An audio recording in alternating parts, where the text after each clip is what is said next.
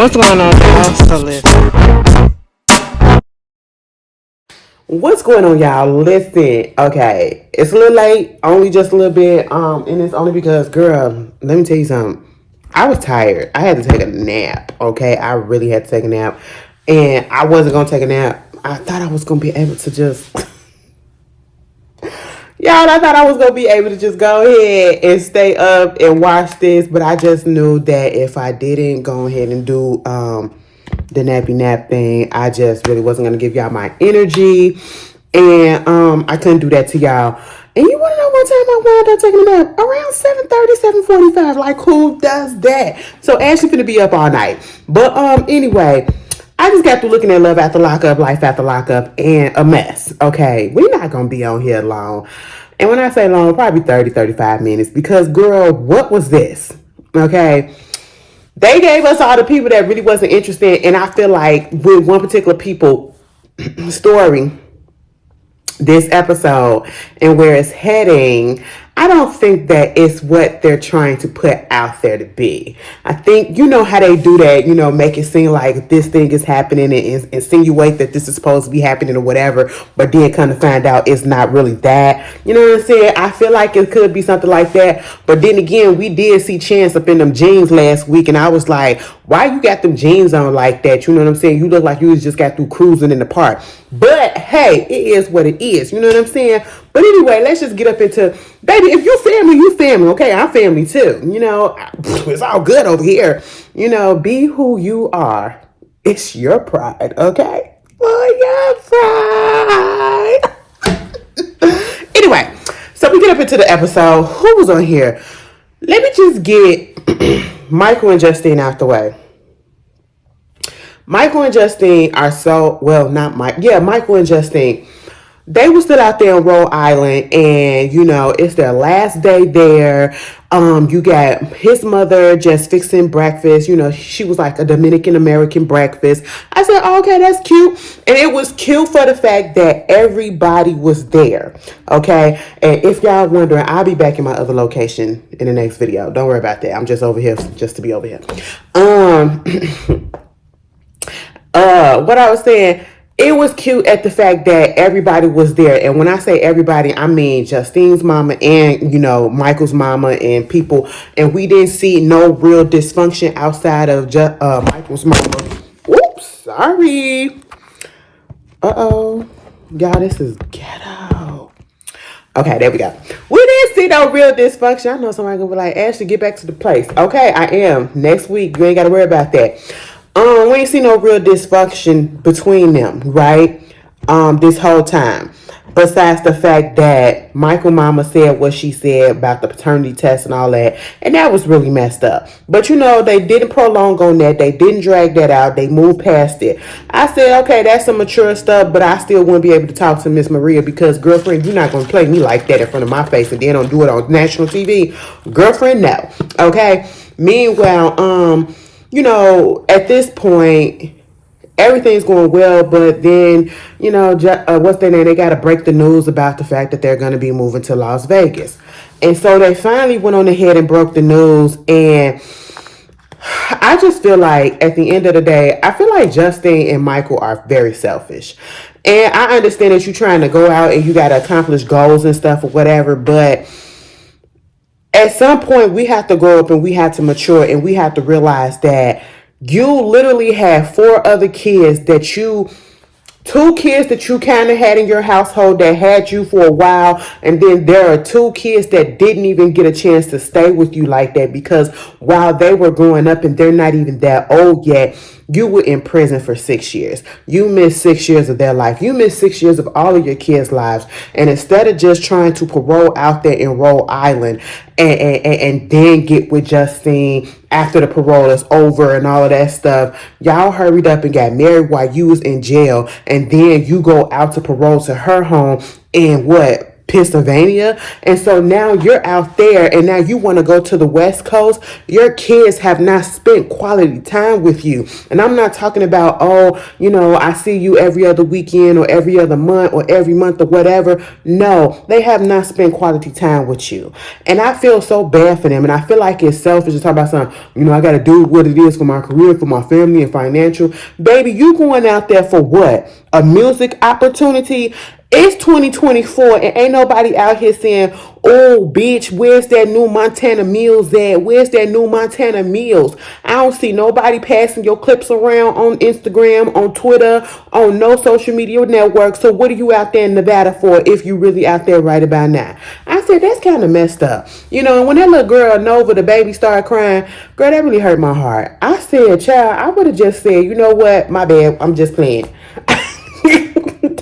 Because like, they're moving so fast. And it's like, why are we moving so fast? What are we moving fast for? And then you haven't even spoken to the kids' mothers.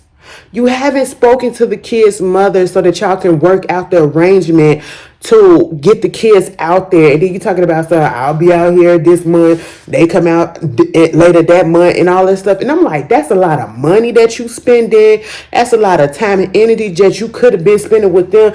It's a mess, okay? This was not thoroughly thought out. Then you are already, when they get back to Pennsylvania, to Justine's house, they didn't close on the house out there in Nevada, right? And I'm just sitting here like, at one point, Justine started crying before they left. Because she was like, she don't want them to be mad at her, whatever. I said, girl, I'd be pissed off at you so bad. I blame you just because, and I blame him. But I'd be like, you know how kids is. You another person coming into their daddy's life or whatever, and then they gonna think that you the disruptor and you the one that's influencing the daddy, even though they know the daddy ain't shit. And so therefore I'd be like, you know what? This bitch got my daddy moving all the way over there and I ain't even seen this man. F her. That's what I'd be like if I was a child in that predicament. You know what I'm saying? But them kids better than me.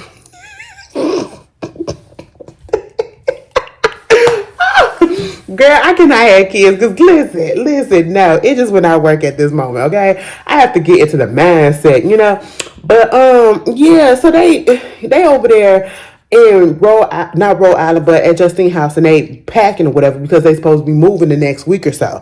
And he gets a call from the parole officer or whatever. And basically he has a parole officer or something like that for the state and federal, okay?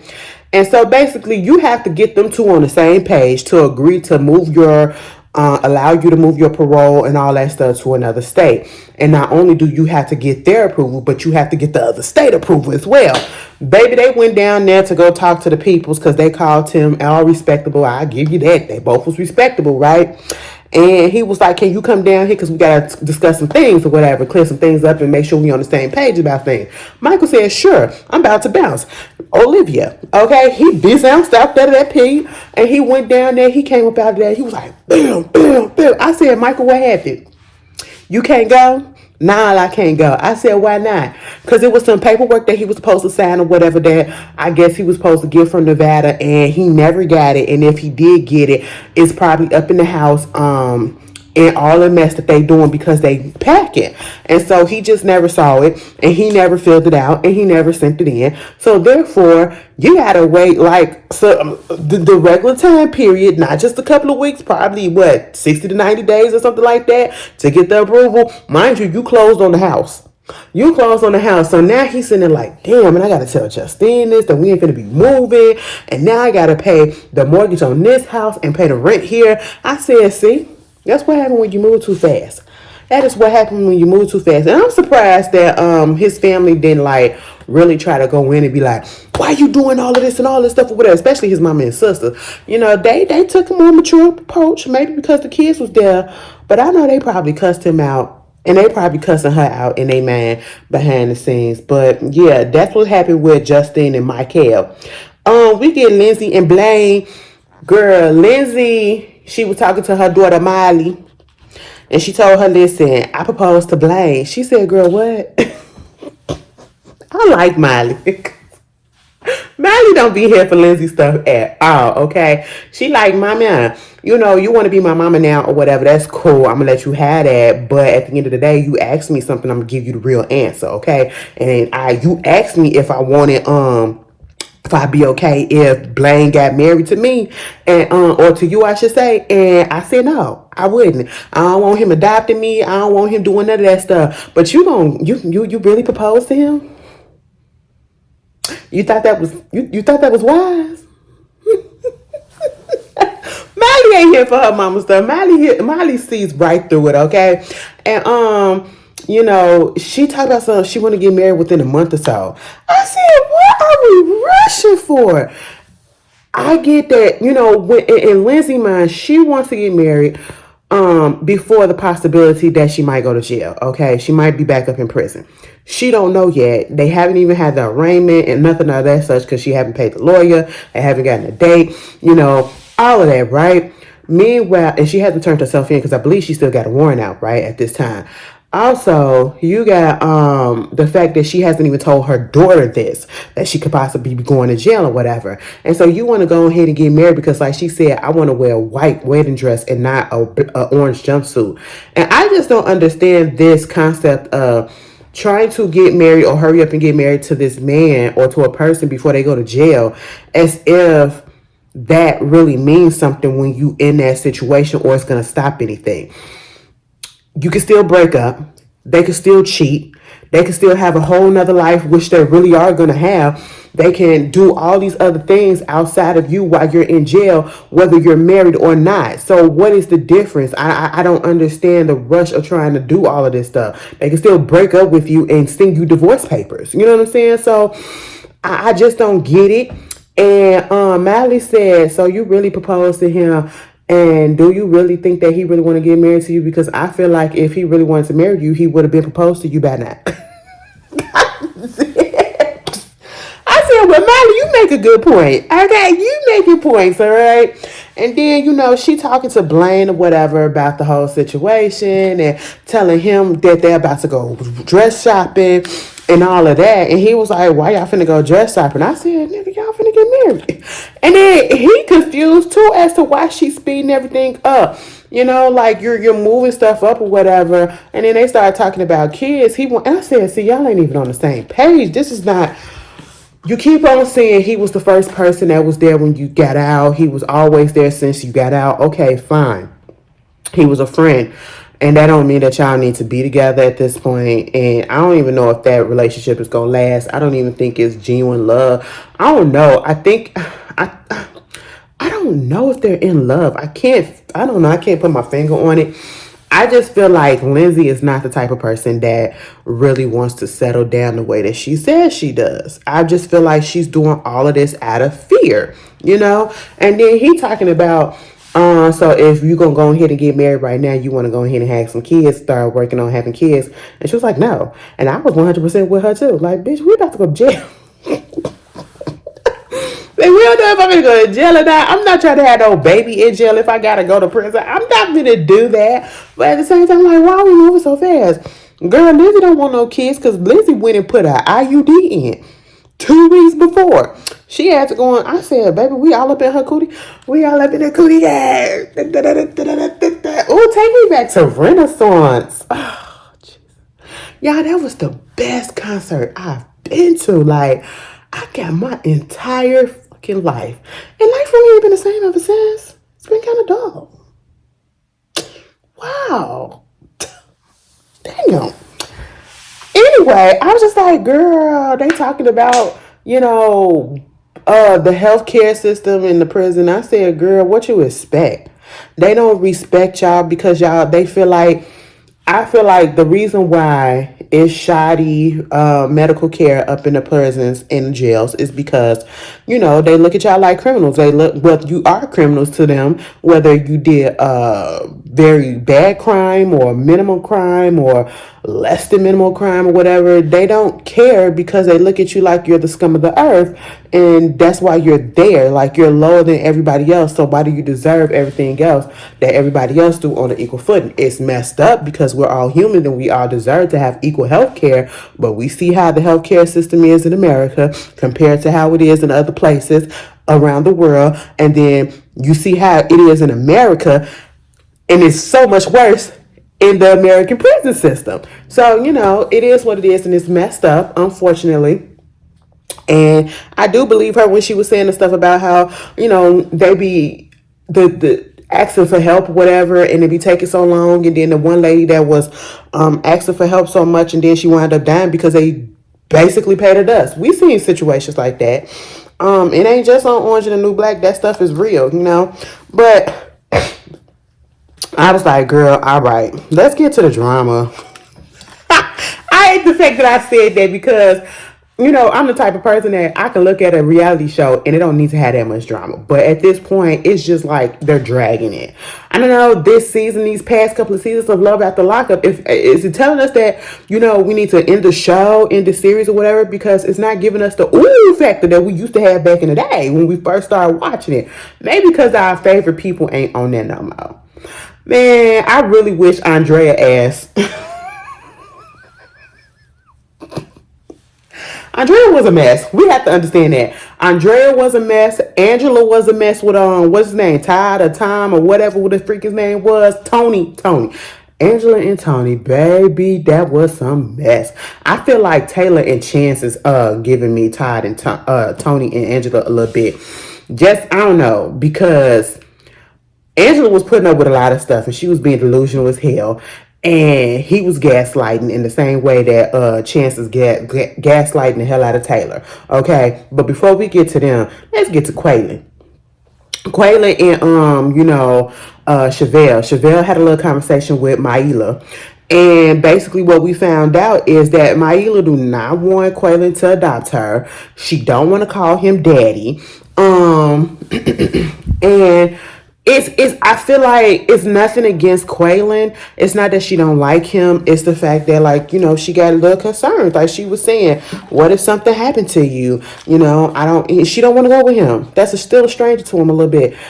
I mean, she's a typical child, okay? She's a typical child, and all in her life that she had growing up, in her short life, was her mother. And now you have somebody else coming in that she has to get acclimated to. No matter how long he's been in and out or whatever, she's still going to be closer to her mom and feel some type of way or whatever. And then she probably witnessed some of the things that they went through, probably some arguments and all this stuff, and you're a stranger or whatever. And I mean, I get it. And I respect the fact that Chevelle took her daughter's words into consideration and she tried to put a halt to the adoption process. But I did not respect the way that she did that when she brought it up to Quaylon. You should have told Quaylon that you had this conversation with Maila and her concerns, okay? And that you're trying to respect that, which I would do. Because at the end of the day, she should have a say in it as well. You know what I'm saying? And she didn't tell him that. He trying to say, because he thinking everything is still going to be on par and on course to getting the adoption happening. You got to go talk to the baby daddy, because to see if he's going to relinquish his rights, if he's okay with relinquishing his rights to being her father, legally, so that he can adopt. And Chevelle like, nah, we ain't finna do that. And it's just the way that she did it. Like, it came off more so like she was protecting the baby daddy than, being more so concerned about her daughter. I don't know. It just read that way, the way that she presented it to him. And that's why he got pissed off, because he wasn't getting all of the information. He wasn't getting the why. Why are you stopping this? You were so gung-ho about us going to the adoption agency or to the adoption lawyer to get our, what we need to do so we can get this ball rolling. I'm trying to show you that this is really what I want to do. And you had my hopes up thinking that this was happening. And you just randomly say, oh, we're going to stop it. You're not going to talk to my baby daddy or nothing like that. And he was like, well, you need to talk to him. I'm not going to talk to him.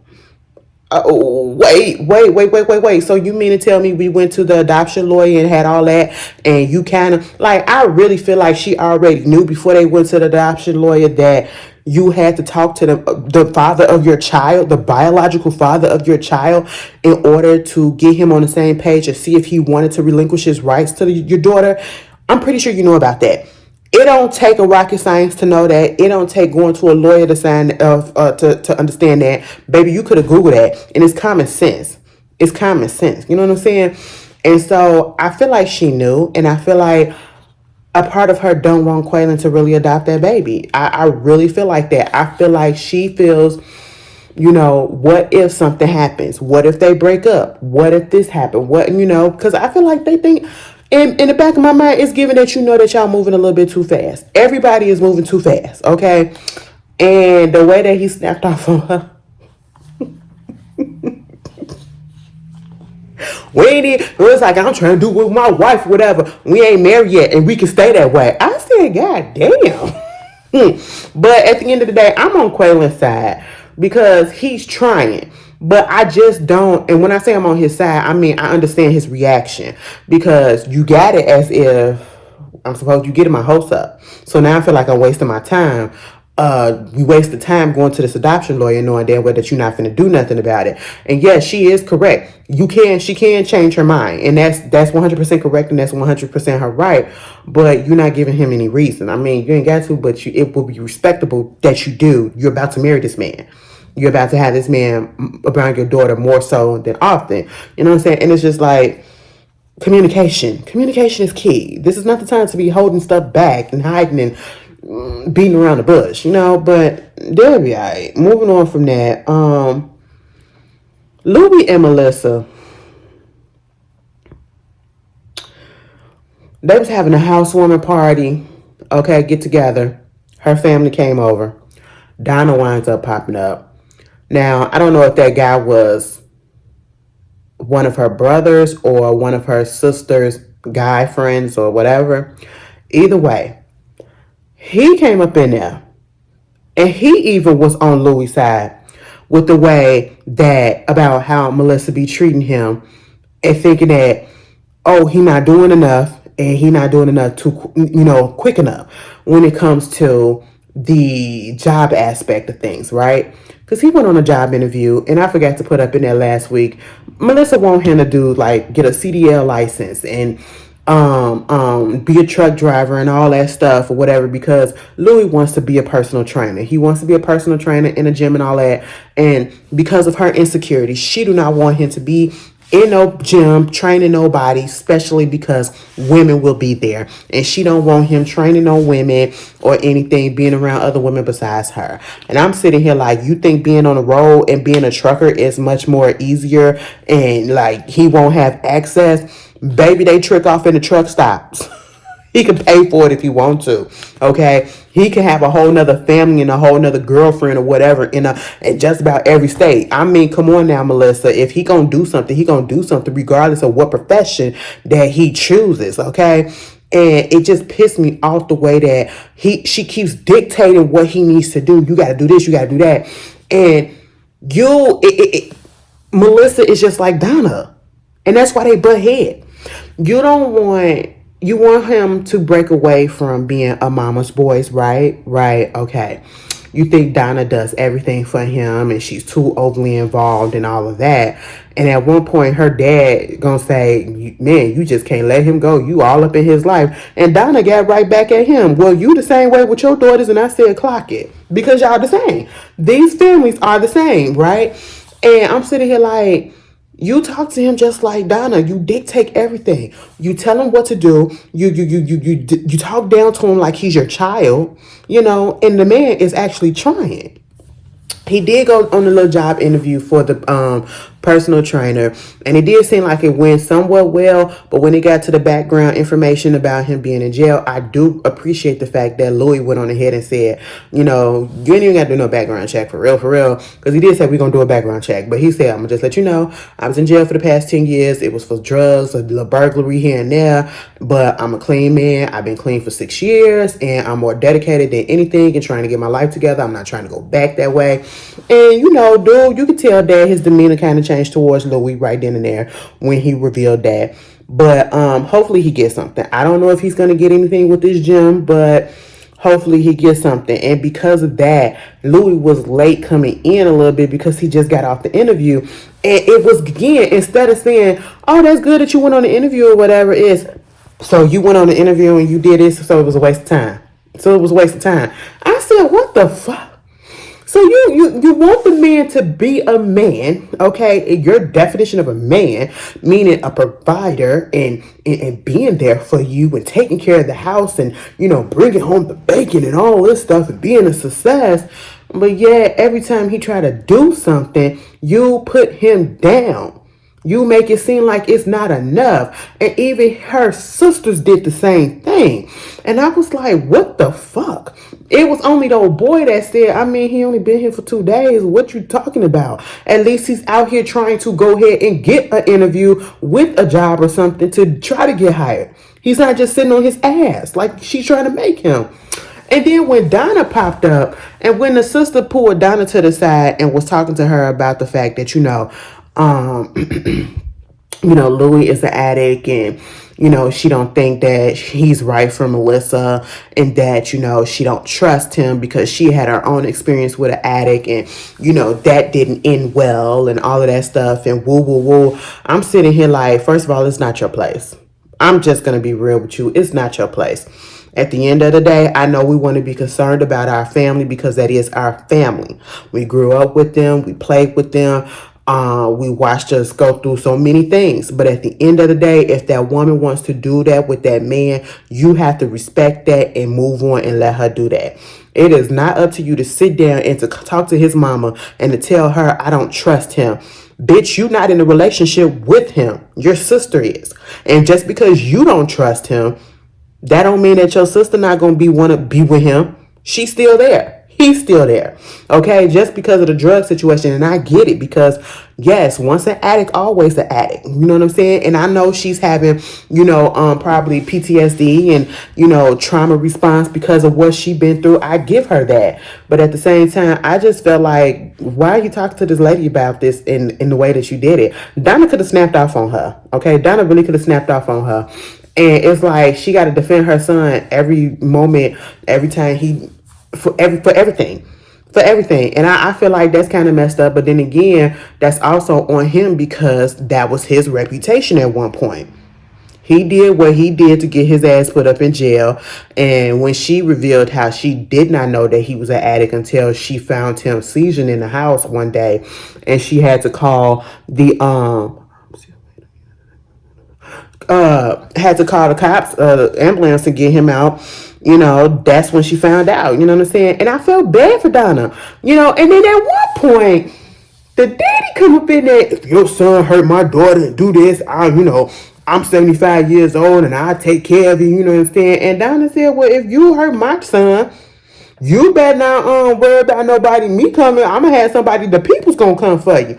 Oh, we Italians. We don't call the cops and we don't do the law and all that stuff. And she said that's exactly why I said what I said. I said you motherfuckers are the same.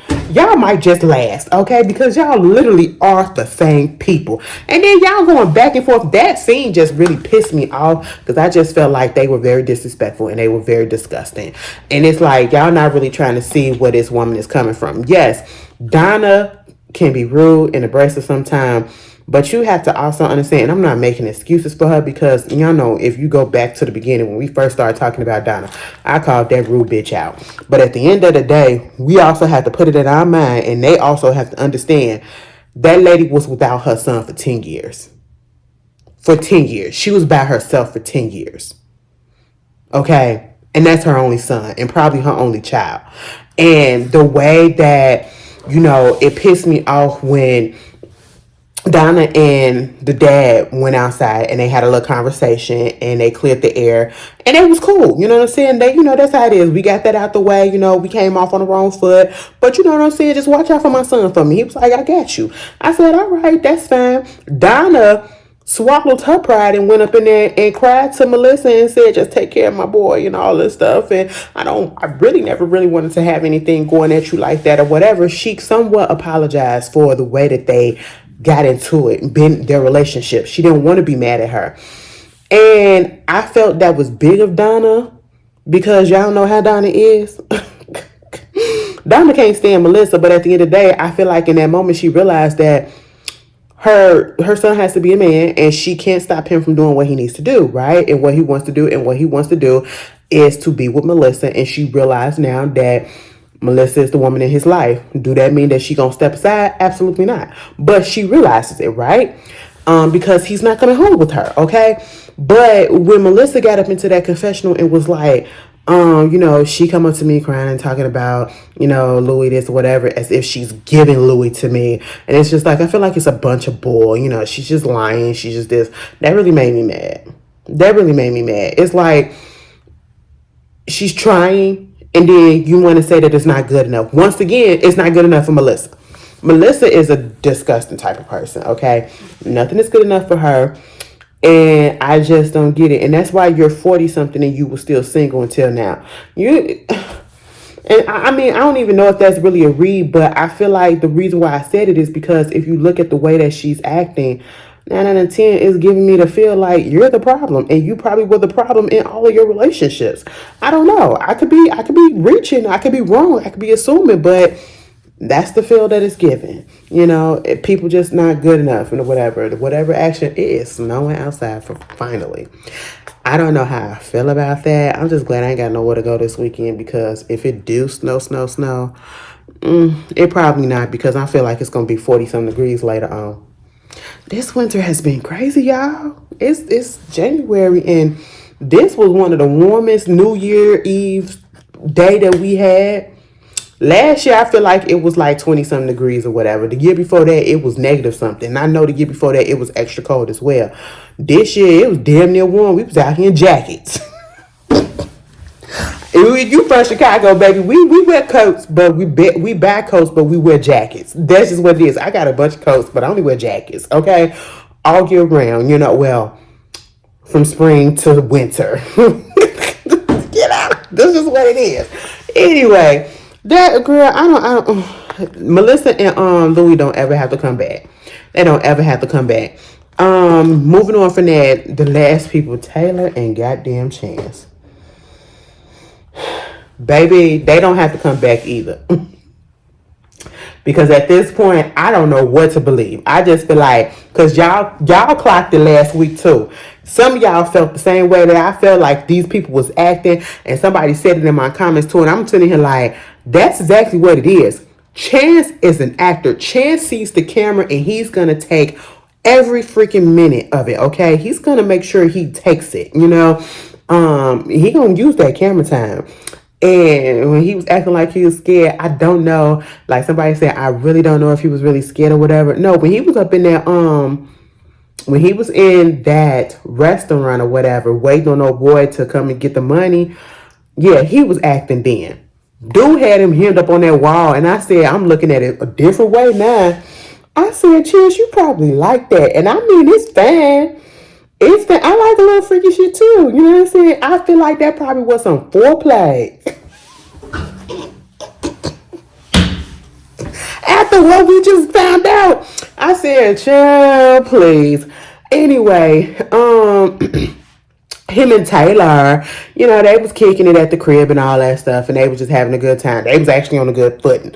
He had surprised her with the limo, because she asked if all that situation with the money was fixed, and he said, yeah, it's cool, whatever. I borrowed the money from my friend, and I'm gonna pay him back eventually, but we all good on that front. Okay, cool. So he said, I got a surprise for you. He took her outside to that raggedy ass limo. Now, let me tell you something. I mean, I understand we got to start somewhere, but baby, that's not going to get it, okay? It is 2024, and when y'all filmed this, it was 2023. Baby, the vehicles have to be updated. I understand that y'all in a small town in Ohio. It's just not going to fly, baby. It's just not gonna fly. That vehicle, that limo looked like it was from the late 1990s, early 2000s. It needed to be upgraded. It looked dingy. It looked dusty. It looked like if you go over 50 miles per hour, the wheel gonna pop off. A fender might bust. Girl, you just don't know what's gonna happen. He get up in the car. He said, you ever got in a limo before? She was like, no. And he was like, listen, here it is, okay? And she was like, wait a minute. When it revved up a little bit, she said, did the wheel just pop off?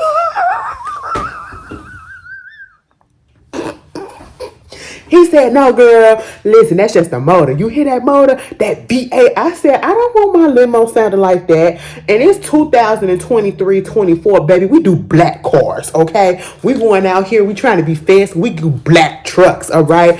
Baby, we can get on Uber and do a black bitch, okay? That's what we can do, probably for cheaper than what you trying to put out there, sir. I said, Chance is always one thing about him. Baby, he got a hustler spirit. I will say that. I can't take that away from him. He gonna try to find something. I don't care if he putting on for the camera or not. He gonna try to find a way to do something and still mess it up. He had the nerve to be on that phone with Taylor when they got into him, gonna say something. All I'm trying to do is, build my empire. I said, build your empire on what?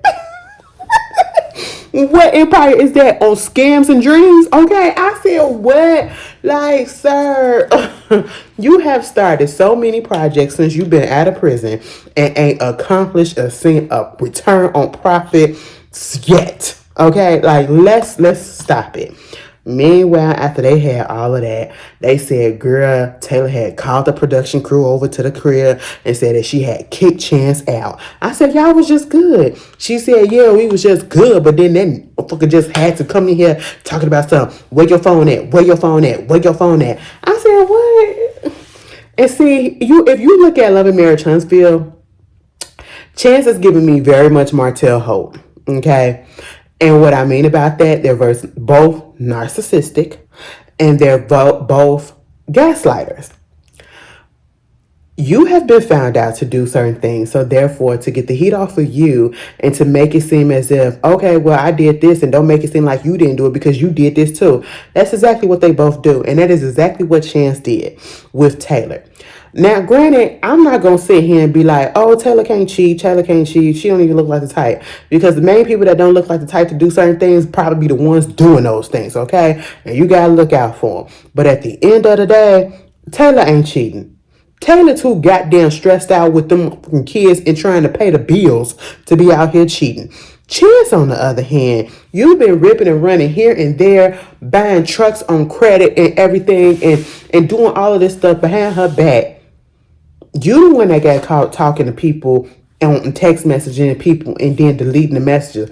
Baby, if you delete your text thread and you talking to somebody, you're up to no good, okay? Like, that's cheating 101. I'm just going to tell y'all, in the new age millennium, baby, that's cheating 101, okay? And so she was like, girl, he up here asking me for my phone and all that stuff, trying to accuse me of doing this and doing that. And then I kicked his ass out or whatever because I'm looking at his phone and it's like the deleted text threads and all this stuff, and it's a number that was popping up. And so I looked it up and he was having a communication with this particular number that's not saved in his phone. It was like in one day they had over 170 text messages. I said, God damn, that's a whole last hour conversation that was said without speaking words. That was texting, because if they was on the phone, they would have been on the phone for an hour or so. I said, what was it saying, girl? She said, I have all of that, but she said, this motherfucker gonna run out the house, and she was like, where your phone at? So she wanted to see my phone or whatever. Where your phone at? He said his phone in the bathroom. Girl, she said she went up in that bathroom and the phone was in the toilet.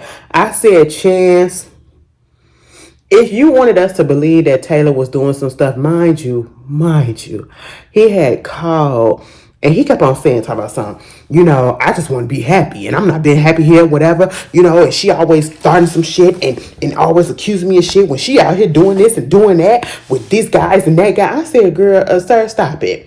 We seen what you been doing. We ain't seen nothing that Taylor been doing, because, baby, we TV shady as shit. They'll show both sides. That's one girl, they ain't got nothing to lose, okay? Listen, they live for the drama, all right? So they'll show both sides if it was need be. But, she was like, he had called and it was like, hello. He said, well, why you answer the phone sounding so irritated? What? What do you want? And I was like, I just came over. I just want to let you know I'm going to come over there and get the rest of my stuff or whatever. And she was like, I just want to know about my laptop. He took her laptop when he left with some of his stuff. And she said, accidentally. I said, girl, it was an accident. Put that in quotation, girlfriend. I said, I got you. And it was like, and I went through your stuff. And I downloaded your whole laptop, okay? And I seen what you've been doing, bunch of nasty work or whatever. You're nasty, you're dirty, you're this. And I said, sir, you don't even sound believable. We're not believing it. And people only say that about their mate when they get caught doing some stuff. You're the one that threw a phone in the toilet to not get caught, and you still got caught. Baby, she called the number hung up because it was a man on the phone. And she was like, what is that? Y'all talking for 100? I said, that could have been his homeboy from jail. Could have been his homeboy from jail. Y'all catching up or whatever. It ain't no tea, no shame, no nothing. Okay, it ain't nothing harmless. But, and that's what I was thinking at first. She texted over. The man said, who the fuck is this? He was like, this is Taylor. What's his name? Chance wife or whatever, or girlfriend. And I was like, oh, baby boo, why you texting me and all that stuff? And was like, what you texting my man for? I was like, whatever y'all had y'all conversations, y'all can have it. It was like, I mean, girl, he ain't tell you. Anyway, you talking all this mess or whatever, but you ain't gonna leave him. I said, ooh, he clocked her. He clocked her, okay? I said, damn. And she was like, the dude that they was texting or whatever, this is a small town. This is a small city where we stay at, and everybody knows that he's the town whore. I said, oh, wow. She said, now listen, I opened up the phone expecting him to be cheating on me with a woman. And come to find out, he conversing with this man. Ain't no telling what he did. And it was like, dude was getting real cocky with it. I said, yeah, he's an experienced whore. Okay? He's an experienced whore. Because it was like, he clocked her and said, bitch, you ain't finna go nowhere. And was like, you blocked my number and you want to ask for details, but you gonna block my number. I said, now, sir, if she blocked your number, how are y'all talking right now? I said, come on, let's get it together. I'm sitting here like, girl, what is happening? So Chance a little rainbow, that's fine. You like a little P and you like a little D on the side. Just let her know. You know what I'm saying? Give her the option if she want to stay or whatever, but you gotta let people know that. Be who you are, okay? Sexuality is fluid, that I want people to understand it and not be ashamed of it, but you gotta let people know sometimes, okay? Especially if you're already in a relationship. That could be a little dang because he had the nerve to hang up that fucking phone and say, I hope you catch something. She said, bitch, you'll catch something before I do. I said, Chance, you got your goddamn nerves. I said this video is going to be 35 minutes. It is 41. Bitch, I said, Chance. You got on that phone and said, I hope you catch something. Oh my God, this is dumb. Baby, and he talking about something. I'm just ready so I can come over there and get the rest of my stuff. And it was like, well, you just gotta let me know because I don't want the kids here because you be rude and you be this. I'm not gonna be rude, but you always be up in my shit and you be doing this. I be saying like, girl, I'm sitting here like, Taylor, are you in shock or whatever? Are you shook or whatever? Because you ain't got no real expressions in your face or whatever. No inflection in your voice. You're not cussing this man out. And you talk about some, I would have said, oh, with your boyfriend. Okay, I would have bust him out right then and there, bitch. I would have bust him out right then and there. And I would have went and got old boy. And we would have sat down and he would have been sitting up in the living room when Chance came to go get his stuff. Taylor, you ain't give me as much drama as I needed to. Okay, you get some type of information like that, baby. I'm finna go in like, girl, what? I mean, be who you are, like what you like, but let me know. Okay, let me know because you don't know. I may want to partake. I don't know. You don't know. It was a mess. And I really feel like this really probably ain't what it seems. What they trying to make it seem. I don't know, y'all. Y'all think this real? Oh, my goodness. But that is love after lockup, life after lockup. Y'all tell me how y'all feel. I will see y'all later. I hope y'all have a good, safe weekend, okay? Peace.